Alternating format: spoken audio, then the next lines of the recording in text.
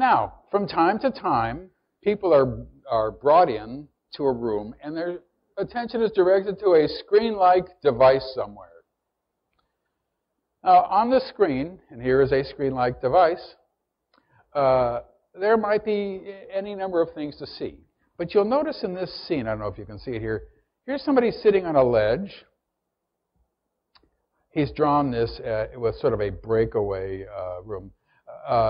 Here he calls these guards. These are two small gray aliens. Here is another abductee sitting on this bench or ledge being looked at, or she's tending to little kids. You can just see their hybrid garb that they're wearing there.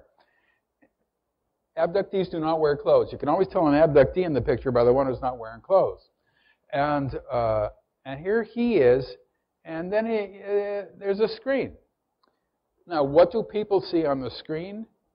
Well, they see strange geometric shapes and colors floating slowly across the screen. That's unusual, but that's what they see sometimes. Sometimes they see verdant scenes of wilderness, beautiful, wonderful. That's also unusual. That's what they see, but that's what they see sometimes.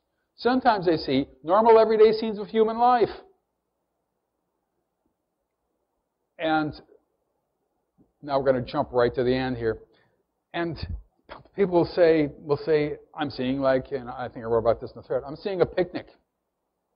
There's people playing ball, they're at a grill, they're talking, this and that. Now, all communication on board the object is telepathic.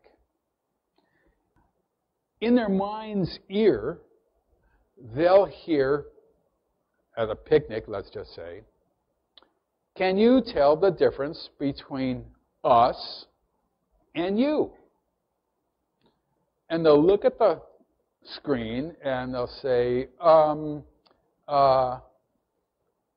They'll think, what are you talking about? Everybody is just a normal picnic. Everybody looks the same. People are having fun. And they'll say, see? Isn't that wonderful? Isn't that great? Soon we will all be together. Soon everybody will be happy. Soon everyone will know his place. Soon the change is coming. There's going to be a change. Everybody's going to be happy. It's wonderful. It's wonderful. And what they're actually saying is there's going to be a change coming, and we, aliens and hybrids, are going to be happy that it's coming.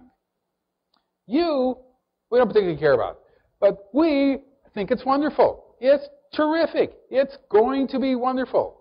And they're saying just that, but when you read between the lines of these things, you realize they're talking about themselves. It's going to be, that's what they're here for.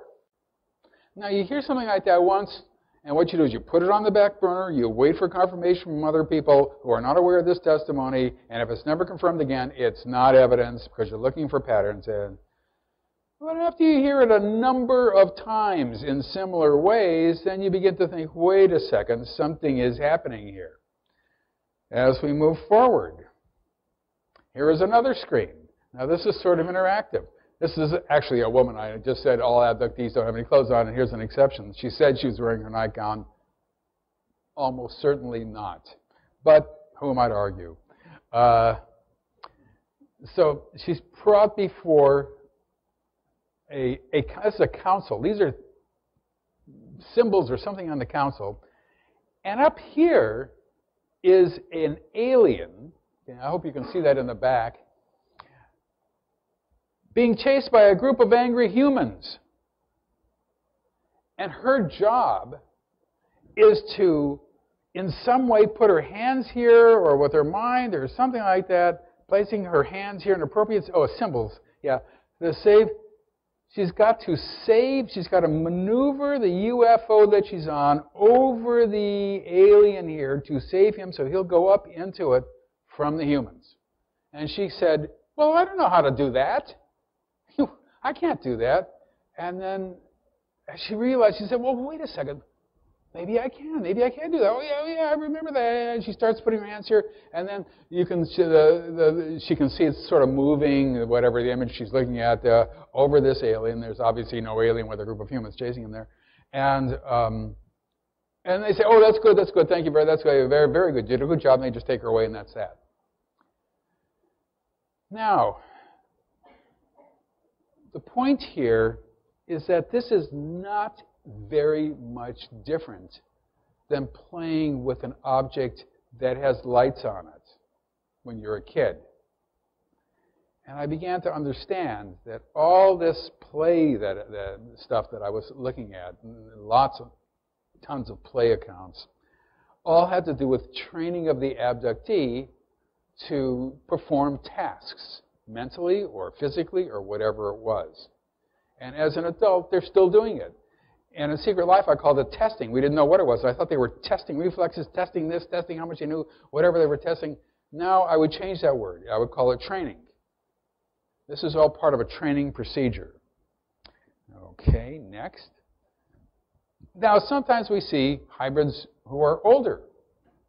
This is a hybrid in his 20s. He was wearing glasses of some sort. I don't know whether this is true or not. Both these cases were my colleague Bud Hopkins' cases. Here is another one wearing glasses, actually the same person, seen by another abductee. But we have to be careful with this, but you can see he's got sort of a pointed chin, and although everything looks pretty normal, blondish hair. Here's one that looks sort of like a hunk, wearing what might be called a uniform or something, close cropped hair, very large eyes, but looks quite, I call it late stage. A late stage hybrid looks quite human. Here is one, I threw this in, I probably shouldn't have, but this is, these are two abductees. And they are being interrogated. They were abducted together, they're being interrogated by this hybrid here, and here is a hybrid standing here. This is sort of a close-up of this hybrid. Wearing a uniform. This is not an American military uniform, but it's close.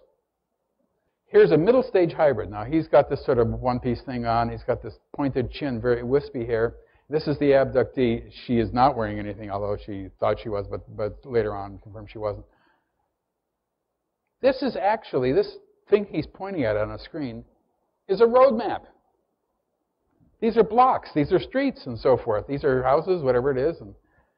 And he's telling her, in the future, your job will be to stand here, or wherever it is, and tell people to, it's okay, just move this way, just keep moving this way. They'll be panicked, they'll be frightened, but it's up to you to keep them in line. Just keep them moving this way, just keep them that. That'll be her job in the future. She's got to remember that. That's going to be her job. She's got to move those people in this direction. I've got a number of them, lots of them, moving people. It's a very common aspect of what's going to happen in the future. There will be panicked people. Their job is to calm them and keep them moving in an orderly fashion.